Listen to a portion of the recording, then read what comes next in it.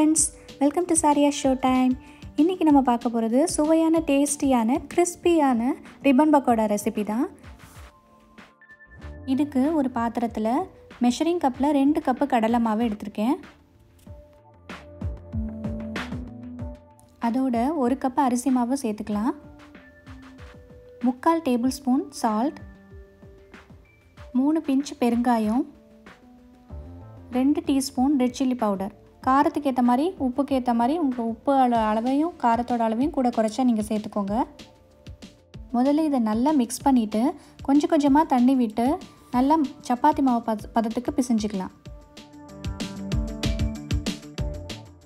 இந்த அளவு சாஃப்டாக பிசைஞ்சிக்கோங்க. அப்போ தான் நமக்கு ப்ரெஸ் பண்ணும்போது ஈஸியாக இருக்கும், ஸ்மூத்தாக வெளியில் வரும். நெக்ஸ்ட்டு இந்த மாதிரி 2 கோடு போட்ட ரிப்பன் வச்சு எடுத்துக்கோங்க. அதோட வெளிப்பக்கமும், அதாவது ப்ரெஸ்ஸோட வெளிப்பக்கமும் அந்த ரிப்பன் பக்கோட அச்சு இருக்கிற பகுதியோட உள்பக்கமும் மாவு படுற இடத்துலலாம் எண்ணெய் தேய்ச்சின்னா மாவு ஒட்டாமல் ஈஸியாக வரும்.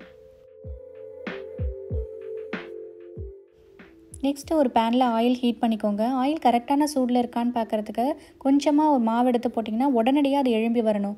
அப்படி இருந்தால் கரெக்டான பதத்தில் ஆயில் இருக்குது அப்படின்னு அர்த்தம். அந்த மாதிரி சூடான ஆயிலில் ஒரு அரைக்கரண்டி ஆயில் எடுத்து அந்த மாவு நம்ம கலந்து வச்சுருக்கோம் இல்லையா, அதில் குத்தி நல்லா பிசைஞ்சு விட்டுக்கோங்க. அப்போ தான் நமக்கு நல்லா கிறிஸ்பியாக கிடைக்கும் ரிப்பன் பக்கோடா.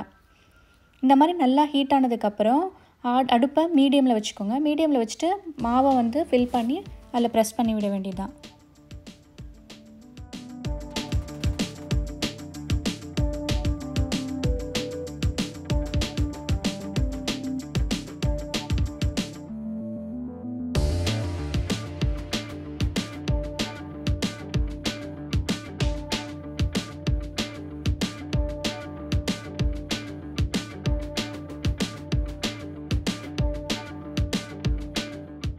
ஒரு பக்கம் நல்லா வெந்து பபுள்ஸ்லாம் குறைஞ்சதும் அடுத்த பக்கம் திருப்பி போட்டு அதுவும் நல்லா கம்ப்ளீட்டாக எல்லா பபுள்ஸும் செட்டில் ஆனதுக்கப்புறமா நம்ம அதுலேருந்து அந்த ரிப்பன் பக்கோடாவை எடுத்துடலாம்.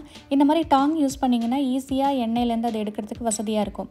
அதுக்கப்புறம் இன்னொரு விஷயம், அங்கங்கே இந்த ரிப்பன் பக்கோடா தட்டையாக இல்லாமல் ஒரு மாதிரி உப்பி குண்டாக வந்ததுன்னா ஆயில் ரொம்ப சூடாக இருக்குன்னு அர்த்தம். அப்போ ஆயிலோட டெம்பரேச்சரை கம்மி பண்ணிக்கோங்க. அடுத்ததுலேருந்து உங்களுக்கு கரெக்டாக வந்துடும். அதே மாதிரி நடுவில் ஆயிலை அந்த டெம்பரேச்சரை கூட்டியோ குறைச்சோ அப்படி பண்ணாமல் ஒரே இதில் வச்சுக்கோங்க. ஆயிலோட ஹீட்டை நல்லா அது வெந்ததுக்கப்புறமா ஒரு டிஷ்யூ பேப்பரில் போட்டு மாற்றிக்கோங்க. எக்ஸ்ட்ரா ஏதாவது ஆயில் இருந்ததுன்னா அந்த டிஷ்யூ பேப்பர் உறிஞ்சிக்கிறதுக்காக.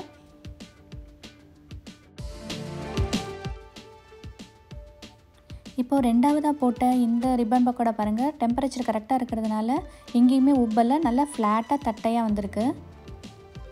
இதுக்கப்புறம் நம்ம ஒரே டெம்பரேச்சரில் மெயின்டைன் பண்ணிக்கலாம். இப்போ நம்மளோட சூப்பரான ரிப்பன் பக்கோடா கிறிஸ்பியாக நல்லா சூப்பராக ரெடி ஆகிடுது. ரொம்ப ஈஸியான ப்ரொசீஜர் இது.